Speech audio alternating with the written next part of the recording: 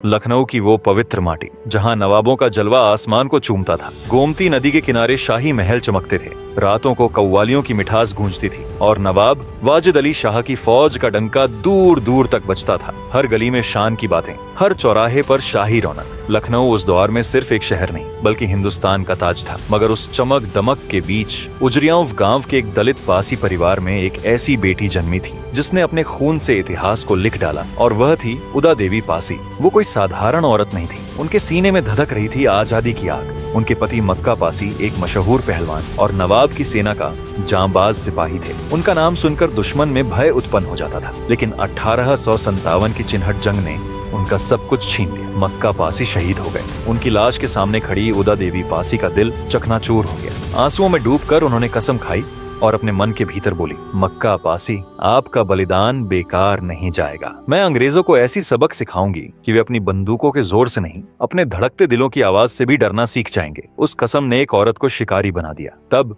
सिकंदर बाग की वो खूनी जंग आया। अंग्रेज जीत के करीब थे, उनकी तोपें गड़गड़ाती थीं, सिपाही बेकाबू थे। मगर एक पीपल के पेड़ की टहनियों में छिपी उदा देवी पासी अपने पुरानी पिस्तौलें थामे चुपचाप अंग्रेजों के आने का इंतजार कर रही थी। जैसे ही अंग्रेज उस पीपल के नजदीक आए, वो गोलियां बरसाने लगी। एक सिपाही गिरा, फिर दूसरा, फिर तीसरा, 6-7 ऐसे 36 सिपाही जमीन पर गिर गए। अंग्रेज समझ ही नहीं पाए कि ये हमला कहां से हो रहा है। उनकी वीरता ऐसी थी कि अंग्रेजी फौज का जनरल कॉलिन कैंपबेल भी सलाम ठोकने को मजबूर हो गया। इस वीडियो में हम सुनाएंगे उनकी पूरी गाथा, कैसे एक दलित बेटी ने अंग्रेजों को घुटनों पर लाया, कैसे मक्का पासी की शहादत ने उन्हें हथियार उठाने को मजबूर किया, कैसे बेगम हजरत महल ने उनकी राह रोशन की, और कैसे वो पीपल का पेड़ उनकी शहादत का साक्षी बना। तो चलिए शुरू करते हैं उनकी ये बहादुरी भरी कहानी को। तो बात है 30 जून 1830 को उजरियांव गांव में, जो अब गोमती नगर कहलाता है, एक दलित पासी परिवार के आंगन में एक बेटी ने आंखें खोली और उसका नाम उदा देवी रखा गया। उनका घर मिट्टी का था, छप्पर की छत। पिता ताड़ी निकालने का काम करते, सुबह से शाम तक जंगल में पसीना बहाते। माँ घर संभालती और उस छोटी सी उदा को सीने से लगाकर बस इतना कहती, तुम हमारी मिट्टी ताकत हो बेटी। उस नन्ही जान को क्या पता था कि एक दिन वो इस मिट्टी का नाम रोशन करेगी। उदा देवी का बचपन आसान नहीं था। उस दौर में अंग्रेजों का पंजा लखनऊ पर कसता जा रहा था। नवाब वाजिद अली शाह की हुकूमत थी, मगर उनकी फौज में बेचैनी थी। उदा की छोटी सी आंखों ने देखा कि कैसे उनके जैसे लोग दिन रात मेहनत करते और अंग्रेज साहब ऊंची नाक लिए उन पर हुकूमत चलाते। पासी समुदाय को नीची नजरों से देखा जाता, उनकी मेहनत को कुचला जाता। कहते हैं उदा के कानों तक अपने लोगों की बातें पहुंचती थीं, कैसे अंग्रेज उनकी जमीन, उनके हक छीन रहे हैं। उस नन्हे दिल में गुस्सा जागने लगा। अंग्रेजों का जुल्म देख उनके खून में उबाल आने लगा, जैसे वो कह रही हो, ये हमारी धरती है, तुम कौन होते हो हमें दबाने वाले। वो गांव की दूसरी बच्चियों जैसी नहीं थीं, जहां बाकी बच्चे खेल में मस्त रहते। उदा की नजरें दूर तक जाती थीं। वो अपने समुदाय के उन मर्दों को देखती जो नवाब की सेना में सिपाही थे। उनकी कहानियां सुनकर उसका सीना गर्व से चौड़ा होता। वो सोचती, हमारे लोग भी तो वीर हैं, फिर हमें नीचा क्यों देखा जाता है। उस गुस्से और गर्व ने उदा देवी के मन में एक बीज बोया, और वह था अपनी माटी को आजाद देखने का बीज। फिर आया उनकी जिंदगी का एक बड़ा मोड़। जवानी की दहलीज पर, शायद 15 से 16 साल की उम्र में, उनकी शादी हुई मक्का पासी से। मक्का पासी कोई आम आदमी नहीं थे, वह एक मशहूर पहलवान, नवाब वाजिद अली शाह की सेना का जांबाज सिपाही, जिनका नाम सुनकर लोग इज्जत से सिर झुकाते। उनकी ताकत की मिसालें गांव गांव में थीं। उदा देवी को अपने पति पर बहुत गर्व था। दोनों बहुत प्यार से एक दूसरे के साथ रहते थे, लेकिन उस समय अंग्रेजों ने अपनी दमनकारी नीतियां फैलानी शुरू कर दी थीं। उनकी लालची आंखें अवध के खजाने पर थीं। उनके जूते हर गांव की मिट्टी को रौंद रहे थे। नवाब की हुकूमत पर सवाल उठने लगे थे। अंग्रेजी फौज का दबदबा बढ़ता जा रहा था और हर सिपाही के सीने में गुस्सा धधक रहा था। मक्का पासी के सीने में भी इस जुल्म को देखकर गुस्सा धधकता था। इसी उथल पुथल के बीच नवाब वाजिद अली शाह ने एक ऐसा कदम उठाया जिसने सबको चौंका दिया। अंग्रेजों के खतरे को देखते हुए उन्होंने अपने महल और रियासत की हिफाजत के लिए एक खास औरतों की सैनिक टुकड़ी बनाई। ये कोई छोटा मोटा फैसला नहीं था। उस दौर में जब औरतों को सिर्फ घर की चौखट तक सीमित समझा जाता था, उन्हें हथियार थमाना, उन्हें जंग के लिए तैयार करना एक क्रांति थी। इस टुकड़ी में पासी समुदाय की औरतों को भी मौका मिला और उनमें सबसे आगे थीं उदा देवी पासी। उदा देवी पासी ऐसी औरत थीं जिनके इरादे पहाड़ों से भी मजबूत थे। बचपन से ही उनकी रगों में जुझारूपन था। उनकी हिम्मत और तेज बुद्धि सबको चौंकाती थी। अपनी सैनिक टुकड़ी में वे दूसरों के लिए मिसाल थीं। वे अपनी साथी औरतों को हथियार चलाना सिखाती थीं। कैसे निशाना साधना है, कैसे दुश्मन की आंखों में आंखें डालकर बिना डरे मुकाबला करना है। वे कहती थीं, हमारी ताकत हमारे हौसले में है, हमारा हथियार हमारा जोश है। हर काम को वे इतने जोश और समझदारी से करती थीं कि उनकी टुकड़ी उन्हें देखकर सीना तान लेती थी। उनकी हर बात में एक ठहराव था, हर कदम में एक मकसद। ये हिम्मत, ये जोश धीरे धीरे नवाब के महल तक पहुंचा। बेगम हजरत महल, जो नवाब वाजिद अली शाह की पत्नी थीं और स्वाधीनता संग्राम की एक धधकती ज्वाला, उदा देवी पासी से मिली। उन्होंने उदा की आंखों में जुझारूपन, उनकी तेज बुद्धि, उदा की बातें, उनका हौसला, सब कुछ देखकर बेगम का दिल गर्व से भर गया। वे समझ गईं कि ये औरत कोई साधारण सिपाही नहीं, बल्कि एक ऐसी ताकत है जो इतिहास बदल सकती है। बेगम हजरत महल ने उदा देवी पासी को अपनी महिला सैनिक टुकड़ी का कमांडर नियुक्त कर दिया। ये सम्मान उस दौर में किसी सपने से कम नहीं था। एक दलित औरत जिनके पुरखे मेहनत की माटी से जी, अब नवाब की सेना में एक टुकड़ी की कमान संभाल रही थी। उनकी टुकड़ी उनके पीछे दीवार की तरह खड़ी थी। लखनऊ की हवाएं अब बदल रही थीं। उदा देवी पासी अपनी टुकड़ी को लोहे की तरह मजबूत कर रही थीं। वे दिन रात मेहनत करती थीं। अपनी साथी औरतों को जंग के हर गुर सिखाती थीं, कैसे हथियार थामना, कैसे रणनीति बनानी, कैसे दुश्मन को चकमा देना। दूसरी तरफ मक्का पासी अपनी फौज में अंग्रेजों से टक्कर लेने की तैयारी में डटे थे। दोनों का प्यार एक दूसरे का सहारा था। मक्का पासी की तलवार और उदा देवी पासी की हिम्मत, दोनों ने एक ही कसम खाई थी, अपनी माटी को आजाद रखना। सब कुछ अपने रास्ते पर था। उदा की टुकड़ी हर दिन और ताकतवर हो रही थी। मक्का पासी की फौज जोश से भरी थी। मगर जिंदगी का खेल अजीब होता है, वो सस्पेंस और अनचाहे मोड़ों से भरी होती है। फिर आया वो मनहूस दिन, 10 मई 1857, चिन्हट की जंग। मौलवी अहमदुल्लाह शाह ने अवध की फौज को इकट्ठा किया और अंग्रेजी सेना से भिड़ने निकल पड़े। ये कोई छोटी लड़ाई नहीं थी। आसमान में बारूद की काली छाया थी, जमीन पर तलवारों की खनक और गोलियों की गूंज थी।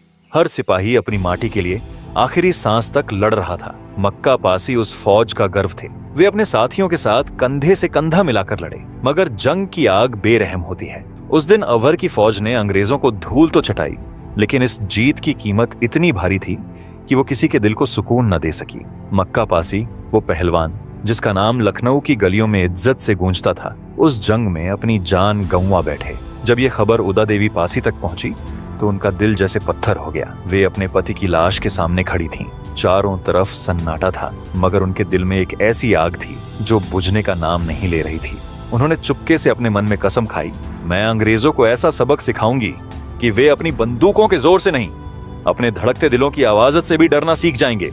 उस पल वो सिर्फ एक विधवा नहीं थी, वो बन चुकी थी एक ऐसी ज्वाला जो दुश्मनों को राख करने को तैयार थी। 4-5 महीने बीत गए। ये वक्त उदा देवी पासी के लिए आसान नहीं था।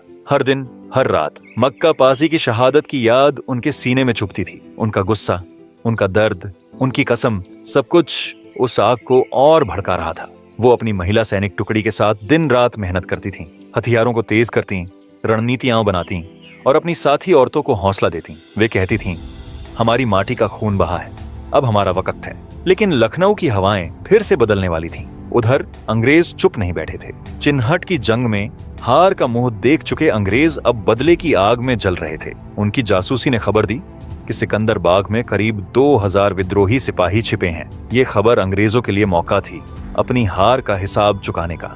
उन्होंने तय किया कि अब लखनऊ को कुचल देंगे। तब 16 नवंबर 1857 का दिन आया। जनरल कॉलिन कैंपबेल की अगुवाई में अंग्रेजी फौज ने सिकंदर बाग की घेराबंदी शुरू कर दी। उनकी तोपें गड़गड़ाने लगीं। उनके सिपाही दीवारें तोड़ने को बेकरार थे। उस रात विद्रोही सिपाही सिकंदर बाग में आराम कर रहे थे। शायद उन्हें अंदाजा नहीं था कि मौत उनके सिर पर मंडरा रही है। अंग्रेजों ने चुपके से हमला बोल दिया। अंधेरे में गोलियां चलीं, तलवारें खनकीं और देखते ही देखते सिकंदर बाग खून से लाल हो गया। हजारों विद्रोही सिपाही मारे गए। चीखें, धुआं और बारूद की गंध ने सब कुछ निगल लिया। मगर उस भयानक रक्तपात के बीच एक ऐसी औरत थी जो चुपके से अपनी जंग की तैयारी कर रही थी, और वह थी उदा देवी पासी। सिकंदर बाग में उदा देवी पासी भी अपनी महिला सैनिक टुकड़ी के साथ मौजूद थीं। जब अंग्रेजों का हमला शुरू हुआ तो उनके फौज इधर उधर हो गए। समय कम था, इसलिए उन्होंने मर्दों के कपड़े पहने और अकेले ही अंग्रेजों से लड़ने का मन बना लिए। उस समय उनके हाथों में थीं पुरानी पिस्तौलें और कंधों पर बहुत सारा गोला बारूद। वे चुपके से बाग के बीचों बीच खड़े एक ऊंचे पीपल के पेड़ पर चढ़ गईं। टहनियों के बीच छिपकर उन्होंने अपनी जगह बनाई, जैसे कोई शिकारी अपने शिकार का इंतजार करता है। उनकी सांसें थमी थीं, मगर आंखें हर हरकत को पकड़ रही थीं।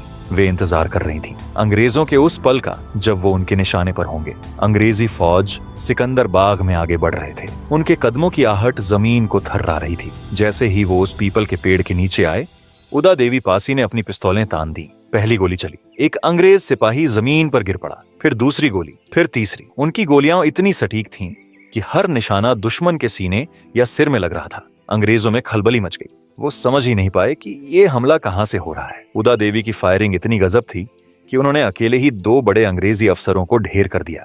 एक के बाद एक 36 अंग्रेज सिपाही मौत के घाट उतर गए। उनकी पिस्तौलें आग उगल रही थी, जैसे उनकी कसम हर गोली में सांस ले रही हो। वे तब तक फायर करती रहीं जब तक उनकी आखिरी गोली बची, मगर अब बारूद खत्म हो चुका था। अंग्रेजों को आखिरकार शक हो गया। जनरल कॉलिन कैंपबेल ने अपने सिपाहियों को चिल्लाकर कहा, लगता है इस पीपल के पेड़ पर 5-6 स्नाइपर छिपे हैं। उसने फौरन आदेश दिया, पेड़ों पर गोली चलाओ। जिसके बाद अंग्रेजी फौज ने अंधाधुंध फायरिंग शुरू कर दी। गोलियां टहनियों को चीरती हुई चली। उदा देवी पासी ने आखिरी बार अपनी पिस्तौल उठाई, मगर अब वक्त उनके खिलाफ था। एक गोली उनके सीने में लगी और वे उस पीपल के पेड़ से नीचे गिर पड़ी। सिकंदर बाग में एक पल के लिए सन्नाटा छा गया, जैसे उनकी शहादत ने जंग को भी रोक दिया हो। अंग्रेजी फौज के एक कप्तान ने सावधानी से उस पेड़ की ओर कदम बढ़ाए। उन्हें यकीन था कि इतनी घातक फायरिंग के लिए 4-5 स्नाइपर तो होंगे ही, मगर जब वो पास पहुंचे तो जमीन पर सिर्फ एक शव दिखा। वे और करीब गए और जो देखा उसने उनके होश उड़ा दिए। मर्दों की वर्दी में वहां पड़ी थी एक औरत। यह देख कप्तान कॉलिन कैंपबेल के मुंह से सिर्फ इतना निकला, एक औरत, और इसने अकेले हमारे 36 सिपाहियों को ढेर कर दिया। कैंपबेल ने एक पल को अपनी टोपी उतारी और चुपके से उन्हें सलाम किया। उस सलाम में न सिर्फ हैरानी थी बल्कि एक दुश्मन का सम्मान भी था। उदा देवी पासी की आखिरी सांस सिकंदर बाग की मिट्टी में समा गई। उस दिन एक जुझारू औरत ने न सिर्फ अपनी कसम पूरी की बल्कि इतिहास के पन्नों पर अपनी अमिट छाप छोड़ दी। मगर अफसोस, इस वीरांगना की गाथा को उनके अपने देशवासियों ने उतना नहीं जाना जितना जानना चाहिए था। भारत के इतिहास में उनके बारे में कम लिखा गया, मगर अंग्रेजों ने उनकी वीरता को कलमबद्ध किया। 1857 के उस दौर में लंदन टाइम्स का युद्ध संवाददाता विलियम हॉवर्ड रसेल लखनऊ में मौजूद था। उसने सिकंदर बाग की जंग की खबर अपने अखबार को भेजी। उस खबर में एक अनोखा जिक्र था, एक ऐसी औरत का जिसने मर्दों के कपड़े पहनकर पेड़ की टहनियों से गोलियां बरसाईं और कई अंग्रेज सिपाहियों को मौत के घाट उतार दिया। वो औरत थी उदा देवी पासी। उनकी ये वीरता इतनी गहरी थी कि जर्मन दार्शनिक और इतिहासकार कार्ल मार्क्स ने भी अपने लेखों में इसका जिक्र किया। एक दलित औरत की हिम्मत ने न सिर्फ लखनऊ बल्कि दुनिया के कोने कोने तक गूंज पैदा की। उदा देवी पासी की वो गाथा जो सिकंदर बाग के पीपल के पेड़ से शुरू होकर इतिहास के पन्नों तक गूंजती है, आज भी हमारे दिलों में आग जला सकती है। एक ऐसी वीरांगना जिसने अपनी कसम, अपने पति मक्का पासी की शहादत का बदला और अपनी माटी की इज्जत के लिए सब कुछ न्योछावर कर दिया। मगर अफसोस, हम भारतीय आज भी उनकी इस बलिदानी गाथा को उतना नहीं जानते जितना जानना चाहिए।